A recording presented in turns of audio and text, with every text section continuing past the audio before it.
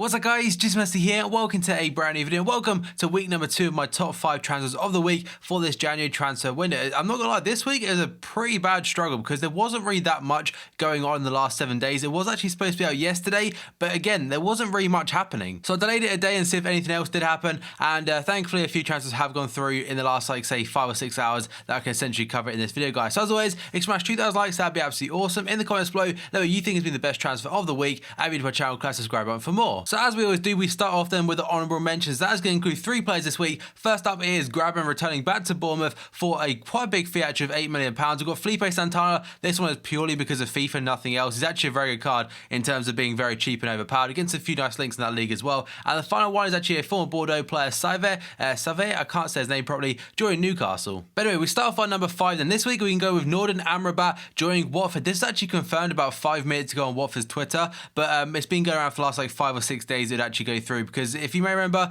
Victor Ibarbo did actually play for Watford this season. I think he played 60 minutes and he's actually left them now. So who exactly is Norden Amrabat? He's a Moroccan striker that used to play for Malaga in Spain, and he's now joined Watford for £5.6 million.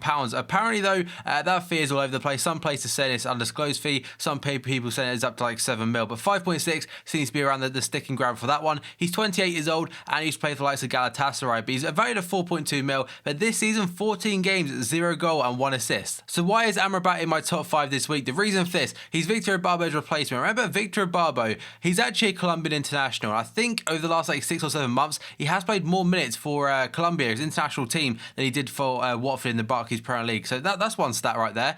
He's not had a great season in Spain, Amrabat, given the stats he's actually got. 0 goals, 1 assist from an attacking role is absolutely horrendous, but he's very versatile. He can play striker, he can play either wing, and for Watford, that could be very handy. In regards to a fee, if you look in a bigger picture, £5.6 million for a Premier League signing nowadays seems like absolutely nothing. If he flops, it's not that much to be risking compared to say like 5 or 6 years ago. So now we move on to number 4 this week, and that is going to be Ciro Immobile returning to Torino. So his previous club was Sevilla, and he was on loan from, is it Borussia Dortmund? Yeah, he joined Dortmund on a permanent basis from Torino previously. So he's actually costing £595,000 straight to Borussia Dortmund, I think it is. He's 25 years old, he's valued at 7 mil, and this season 16 games, 5 goals and 1 assist. And he actually made his first appearance back at Torino the other day, and he did manage to score himself a goal. So 1 game, 1 goal is definitely looking a lot better than it was previously in Germany and Spain. So the reason he's in my top 5 this week, he's back to his former club where he's great. He scored a lot of goals at Torino, and hopefully he can repeat that. He has struggled away from Italy, and like I said, he did score in his debut, which is quite a big, a good start for him, to be honest. In terms of having a confidence about yourself, that's definitely where you want to start off.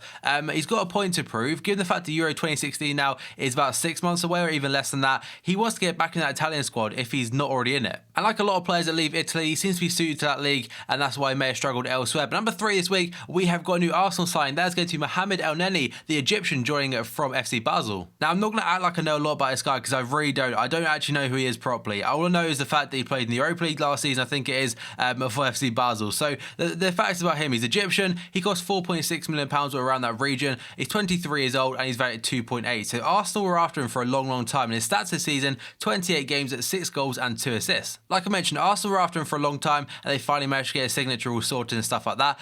He is unknown to a majority of people. Like I said myself, I'm not someone that knows much about him. I don't watch Swiss football. I don't really watch much Europa League apart from Liverpool, to be honest. So I don't really know much personally about him, but he's obviously got something about him for a club like Arsenal to want him. And he could potentially be an absolute bargain for Arsenal if, because like I said, no one knows what he's actually like. If he becomes great, £4.6 million is an absolute bargain for a player like that. So number 2 this week, we're going to have Shelvey making the switch from Swansea City to Newcastle United. So the fee was £12 million. He's 23 years old and he's valued at 8.4 mil. This season, 20 games, 1 goal and 4 assists. So Shelvey, he's one of the players that he has a great pass in. When he plays well, he plays really well. But there's one clip in particular, I think if you go back, I think it was last week, when Swansea lost to, I think it was Oxford, there was one point where he's on the edge of the box in the 90th minute, and he literally stand there with his hands on his knees. And that was essentially showing the good and bad of Shelvey, because his passing ability is absolutely insane. If you watched his debut for Newcastle, some of the balls he was pinging were absolutely fantastic, and he's a great player in regards to a technical aspect, and that's why I think he should be number 2 this week. He's the type of player that Newcastle need in midfield, because they've got a lot of players that are great or good CDMs. I say great, they're decent CDMs, to be honest.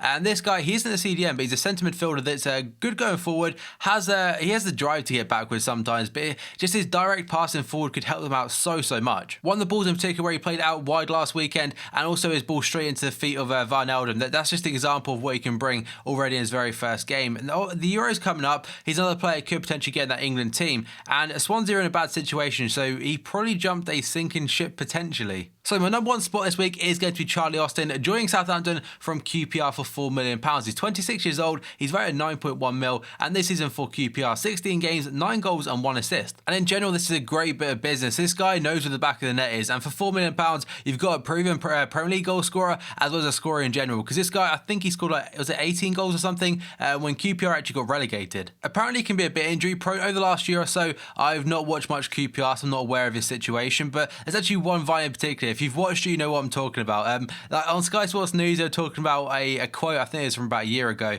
and he pretty much said that Charlie Austin has no ligaments in his right dick, and for some reason that made me piss myself for about an hour. But moving on from that, the last 6 months of his contract, so he would have been a free in the summer, but for £4 million, it's a great risk worth taking. He is too good for the second tier of English football. Is actually could be a potential replacement for the likes of Graziano Pella or Shane Long, who apparently could be leaving over the next couple of months. And the final bit, he does all the basics. This guy is great with his feet, and in front of goal, like I said, he's absolutely superb. And that then is why he's my number one this week, guys. So enjoy this video, smash a like button, 2,000 likes would be absolutely awesome. In the comments below, let me know what you think has been the best transfer of this week. Add you to my channel, class, subscribe button for more, guys. So thank you for watching this video, and I'll see you next time.